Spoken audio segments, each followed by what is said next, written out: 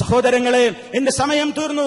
ഒരു കാര്യം കൂടെ പറഞ്ഞുകൊണ്ട് ഞാൻ അവസാനിപ്പിക്കുകയാണ്. KJU-വിന്റെയും KNM-ന്റെയും ISM-ന്റെയും MSM-ന്റെയും MGM-ന്റെയും അമരത്തിരിക്ക് നേതൃത്വം നൽകുന്ന സമാദരണീയരായ എന്റെ പൊന്നു നേതാക്കളോട്, അതെ, മുജാഹിദ് സമ്മേളനമാണ്, വീട്ടിലിരിക്കാനാവില്ല എന്ന മനസ്സോടുകൂടി അഷ്ടദിക്കുകളിൽ നിന്ന് ഈ സലഫി നഗരിലേക്ക് പരന്നൊഴുകിയ എന്റെ പൊന്നു മുജാഹിദ് പ്രവർത്തകരോട് വളരെ സ്നേഹത്തോടെ പറയാനുള്ളത്, മുജാഹിദുകൾ കൂട്ടത്തോടെ ശിർക്കിലേക്ക് പോയിരിക്കുന്നു എന്ന ഖുബൂരികളുടെ ആരോപണത്തിന് നമുക്കൊന്നായി മറുപടി കൊടുക്കാൻ സാധിക്കണം.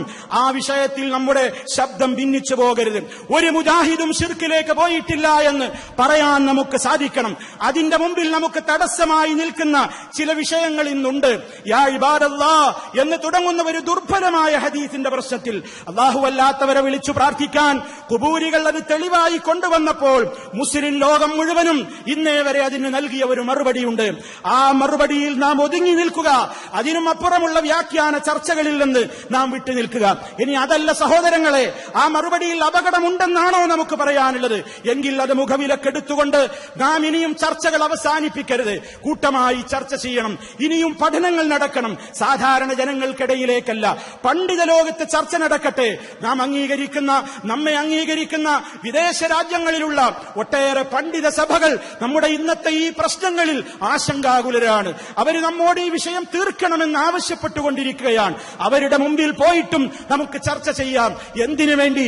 ഗൾഫ് സലഫി പണ്ഡിതന്മാർ പറയുന്നത് മുഴുവൻ അണ്ണാക്കു തൊടാതെ വിഴുങ്ങി തിരിച്ചു പോരാനല്ല, അവരെ തഖ്ലീദ് ചെയ്യാനുമല്ല, അവരുടെ മുമ്പിൽ, അവരുടെ കാൽ കീഴിൽ നമ്മുടെ ആദർശം പണയപ്പെടുത്താനുമല്ല, മറിച്ച് പ്രമാണങ്ങൾ ഉദ്ധരിച്ചുകൊണ്ട് ഞങ്ങളുടെ നാട്ടിലെ തർക്കങ്ങൾ എന്താണെന്ന് മുഴുവനും ആ അറബ് സഹോദരങ്ങൾക്ക് മനസ്സിലായിട്ടില്ല. അതുകൊണ്ടാണ് അവരിൽ നിന്ന് വരുന്ന ഫത്വകൾ പലപ്പോഴും വിഭിന്നങ്ങളായി മാറുന്നത്. നമുക്കിടയിലുള്ള പ്രശ്നങ്ങൾ എന്താണെങ്കിൽ കൂട്ടമായി നാം അവരെ അറിയിക്കണം. പ്രമാണങ്ങൾ ഉദ്ധരിച്ചുകൊണ്ട് നമുക്കിടയിലുള്ള തർക്കത്തിന്റെ മർമ്മം അവരെ കൃത്യമായി ബോധ്യപ്പെടുത്തണം. അവർക്ക് പറയാനുള്ളത് പ്രമാണങ്ങളുടെ വെളിച്ചത്തിൽ അവരും പറയട്ടെ. എന്നിട്ട് ഒരു തീരുമാനത്തിൽ നമുക്ക് എത്തിക്കൂടെ പ്രിയമുള്ളവരെ? എത്താൻ നമുക്ക് സാധിക്കുമെന്നാണ് ഈ ഉള്ളവൻ പ്രതീക്ഷിക്കുന്നത്. പ്രിയമുള്ളവരെ, ഒരു കാര്യം കൂടെ പറഞ്ഞുകൊണ്ട് ഞാൻ അവസാനിപ്പിക്കുകയാണ്. സഹോദരങ്ങളെ, ഇത്തരത്തിലുള്ള നമ്മുടെ ചർച്ചകളും തർക്കങ്ങളുമൊക്കെ പൊതുജനങ്ങളിൽ നിന്ന് മാറ്റിവെച്ചുകൊണ്ട് എല്ലാവരും സ്നേഹത്തോടെ ബഹുമാനത്തോടുകൂടി ഒന്നിച്ച് മുന്നോട്ട് പോകണം എന്നതാണ് ആദർശ ശത്രുക്കൾക്കെതിരെ നാം സ്വീകരിക്കേണ്ടുന്ന അജണ്ടയുമായി നാം മുന്നോട്ട് പോകണേ എന്നാണ് വിനീതമായി പറയാനുള്ളത്. ഒരൊറ്റ കാര്യം കൂടെ പറയുന്നു. എരിതിയിൽ എണ്ണയൊഴിക്കാൻ വേണ്ടി മിത്രങ്ങളുടെ വേഷത്തിൽ നമ്മുടെ മുമ്പിലേക്ക് കടന്നു വരുന്നവരെ നാം കാണാതിരുന്നുകൂടാ. കരുതിയിരിക്കണം നമ്മൾ അവരെ കുറിച്ച്. നമുക്കിടയിലെ ഭിന്നതകളെ അവരെ ആളിക്കത്തിക്കുകയാണ്.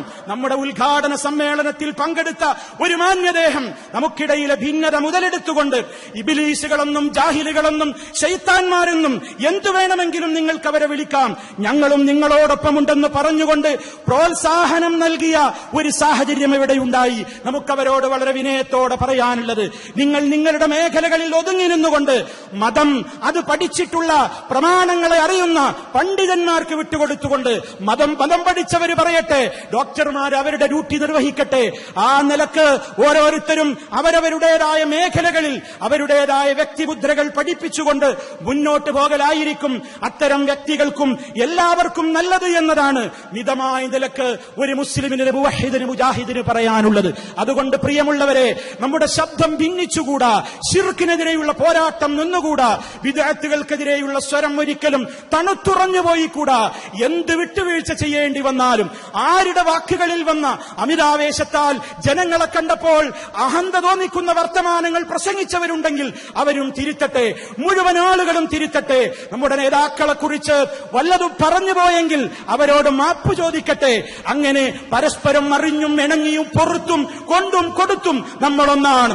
ഒരു ശത്രുവിനെയും ഇതിനിടയിലേക്ക് കടന്നു വരാൻ സമ്മതിക്കില്ലെന്ന ദൃഢമായ ബോധത്തോടെ നമ്മൾ ശക്തമായി ഏത് രൂപത്തിൽ ശിർക്കിന്റെ കോട്ടകൊത്തളങ്ങൾക്കെതിരിൽ ഇതുവരെ ആഞ്ഞടിച്ചുവോ ആ ആഞ്ഞടി തന്നെ തുടർന്നുകൊണ്ട് സ്നേഹമുണ്ടാക്കണേ, ബഹുമാനമുണ്ടാക്കണേ, ആദരവുണ്ടാക്കണേ എന്ന് മാത്രം വിനയത്തോടെ ഇവിടെ തടിച്ചുകൂടിയ എന്റെ പ്രിയപ്പെട്ട മുജാഹിദുകളോട് ദീറുന്ന മനസ്സോടുകൂടെയാണ് ഇവിടെ നേതാക്കളും മുജാഹിദുകളും ഇരിക്കുന്നത് എന്നറിയാത്തവനല്ല ഞാൻ.